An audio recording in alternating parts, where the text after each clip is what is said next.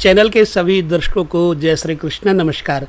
आज हम उन लोगों के लिए बात करेंगे जिनकी राशि है कर्क, और कर्क राशि वालों के ऊपर जब ग्रहों की दृष्टि का प्रभाव पड़ता है तो उनके जीवन में क्या क्या असर होता है। आइए हम जानते हैं चंद्रमा के ऊपर मंगल से लेकर के शनि ग्रह पर्यंत ग्रहों के असर का प्रभाव। यदि कर्क राशि वालों के ऊपर सूर्य की दृष्टि पड़ती है तो 7वीं दृष्टि पड़ेगी। सूर्य की दृष्टि का प्रभाव जातक के जीवन पर क्या होगा। सूर्य 7वें घर में जब होंगे तो दृष्टि डालेंगे 7वीं, और 7वें घर से सूर्य का असर चंद्रमा पर मेरे हिसाब से अच्छा नहीं होना चाहिए। लेकिन आचार्य मीन राज क्या कहते हैं? आचार्य मीन राज का कहना है यदि कर्क राशि में स्थित चंद्रमा को सूर्य देखे तो ऐसा व्यक्ति कम धनवान होता है। क्यों? क्योंकि द्वितीय सप्तम स्थान पर होगा। धन का कारक, धन का मालिक 7वें घर में होना निर्धन तो बनाएगा ही, यानी धन बहुत नहीं होगा, ठीक है, काम चलेगा। और ऐसे व्यक्ति का स्वभाव तीखा होगा, क्योंकि वाणी का कारक भी, वाणी का स्वामी भी यहाँ सूर्य हो जाता है। जब कर्क में चंद्रमा है और सिंह में मालिक, सिंह के मालिक सूर्य 7वें घर में बैठेंगे। अतः मकर में सूर्य यहाँ पर जातक के स्वभाव में दुष्टता लाते हैं, और ऐसा व्यक्ति दुष्टों की संगति में रहता है। धर्म, अर्थ, काम और मोक्ष, ऐसा व्यक्ति धर्म, अर्थ और काम से रहित होता है। ना इसके पास धर्म होता है और ना ही इसके पास बहुत धन होता है, और कामनाओं से रहित, अर्थात इस व्यक्ति की कामनाएं भी पूर्ण नहीं होती। यदि कर्क राशि स्थित चंद्रमा पर सूर्य की दृष्टि पड़ती है तो ऐसा प्रभाव है। यदि मंगल देखता हो तो मंगल की दृष्टि 4, 7 और 8, अतः चौथी, 7वीं और 8वीं दृष्टि मंगल की यदि चंद्रमा पर पड़ती है तो जातक के ऊपर क्या प्रभाव डालेगी। मनुष्य त्याग और दया से बिल्कुल हीन होता है। इसके अंदर त्याग की भावना नहीं होती, पेशेंस नहीं होता, स्वभाव में दुष्टता भी रहती है, और इसके बच्चे बहुत अच्छे नहीं होते, अर्थात ये बच्चों से बहुत ज़्यादा सुख की इच्छा ना करे।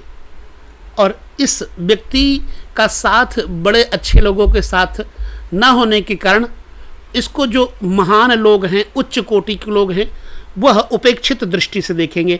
अतः बड़े लोगों के साथ, अच्छे लोगों के साथ इसकी तालमेल वाली ज़िंदगी अच्छी नहीं बनेगी। अतः कर्क राशि के ऊपर चंद्रमा के ऊपर मंगल की दृष्टि का असर अच्छा नहीं बताया आचार्य मीन राज ने।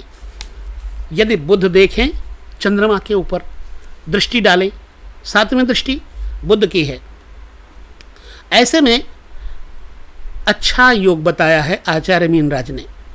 मनुष्य पुत्रों से युक्त होता है, धनवान, और किसी भी प्रकार का इसके ऊपर दाग नहीं होता। जिंदगी में प्रसन्नता रहती है, और यह व्यक्ति अपनी जिंदगी में अनेक मित्रों द्वारा सम्मानित होता है, अर्थात श्रद्धालु भी होता है, मित्रों के साथ प्रेम भी इसका रहता है, और सत्य एवं दया से संपन्न होता है। अतः बुध की दृष्टि चंद्रमा के ऊपर शुभ प्रद बताई है आचार्य मीन राज ने। जन्म कुंडली में बृहस्पति की दृष्टि पड़ती हो तो बृहस्पति की 5, 7, 9 दृष्टियां होती हैं। तो बृहस्पति अगर देखेगा चंद्रमा को तो जातक प्रतिज्ञा का पालन करने वाला, दिए हुए वचन का पालन करने वाला होगा। दृढ़ व्रती कहते हैं जिसको। ऐसे व्यक्ति में तीर्थ भ्रमण के प्रति अनुराग होगा, तीर्थों में जाने की उसकी बड़ी अभिलाषा होगी, और तीर्थ सेवी साधु संतों के साथ बैठने उठने की आदत होगी। इस व्यक्ति के अंदर दुष्टता नहीं होती, अतः यह व्यक्ति दुष्ट भावना से रहित होता है। सुधार्मिक, देवताओं, गुरुजनों, साधु संतों, ब्राह्मणों, इन सब को प्रसन्न करने के लिए ये हमेशा आगे रहता है। अतः बृहस्पति की दृष्टि चंद्रमा पर शुभ कारक बताई आचार्य मीन राज ने, और मेरे हिसाब से भी बृहस्पति की दृष्टि चंद्रमा पर पड़ेगी तो चंद्रमा को धर्मनिष्ठ बनाएगी। चंद्रमा मन होता है, अर्थात जातक का मन सतोगुणी हो जाएगा। शुक्र की दृष्टि पड़े अगर चंद्रमा पर, 7वीं दृष्टि से शुक्र देखेंगे तो जमीन जायदाद देंगे, संपत्ति, वैभव, प्रसन्नता देंगे, और ऐसा जातक सबसे प्रेम रखने वाला, राजनीतिक क्षेत्र में भी इसकी पैठ होगी। और स्वाभिमानी तो ऐसा जातक होता ही है, शीलवान, धनवान भी होता है, जिंदगी में लग्जरीज लाइफ होती है, अर्थात सात्विक विचारधाराओं के साथ साथ स्निग्धता, चातुर्य, वाक्पटुता, विद्वता, योग्यता से भरपूर और समस्त भोगों से युक्त, पत्नी, संपत्ति इत्यादि से युक्त। कभी कभी शुक्र यहाँ बैठ करके जातक को, क्योंकि यहाँ शुक्र नीच का माना जाता है मकर में, तो कलंक देता है। अतः कई स्त्रियों के साथ संबंध होने का कलंक इस व्यक्ति को सहना पड़ सकता है।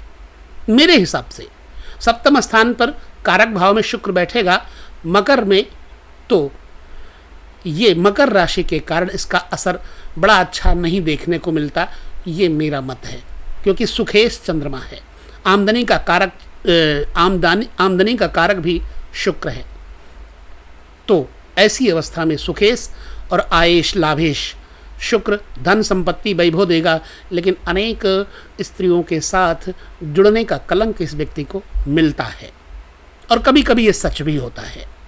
यदि शनि की अंतर्दृष्टि आ जाए, अंतर दशा आ जाए, शनि की दृष्टि आ जाए, तो ऐसे जातक को कलंक मिलता ही है। यदि शनि देखेंगे तो यहां मैं कह देता हूं 3, 7, 10 शनि की दृष्टि होती है, तो तीसरी दृष्टि, 7वीं दृष्टि और 10वीं दृष्टि से शनि देखेंगे, कैसा होगा स्वभाव? पाप बुद्धि बना देगा शनि, धनहीन बना देता है, और पर स्त्री में ऐसे व्यक्ति का अनुराग होता है, अतः ये कई तरह के स्त्रियों के साथ जुड़ने का प्रयास करेगा। जिंदगी में तरह तरह के भोगों से युक्त न होने के कारण इसको चोरी इत्यादि भी लगने का पूरा योग रहता है, और कभी कभी ये चोरी करता भी है। तो इस अवस्था में माँ का सुख भी बहुत बढ़िया नहीं बताया गया, माँ का सुख बहुत अच्छा नहीं होगा। किंतु ये जो कृतघ्न का स्वभाव है वो बुरा है। ऐसा व्यक्ति कृतघ्न होता है, अर्थात किए हुए उपकारों का बदला किसी को अच्छा नहीं देगा।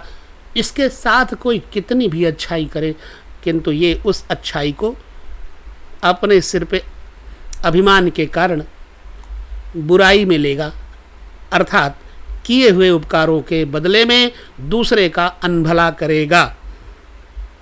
और भयभीत भी होता है, डरपोक भी होता है, डराता भी है। तो आचार्य मीनराज ने यहाँ पर यह बात बिल्कुल सच कही है। तो ये रहा चंद्रमा पर मंगल पर्यंत, मंगल से लेकर शनि पर्यंत ग्रहों का दृष्टिफल। आपके जीवन में क्या ऐसा अनुभव आया या नहीं, हमें ज़रूर बताएं, क्योंकि मेरा स्वभाव है कि आचार्यों की उन बातों का अनुमोदन आप लोगों से करवाना।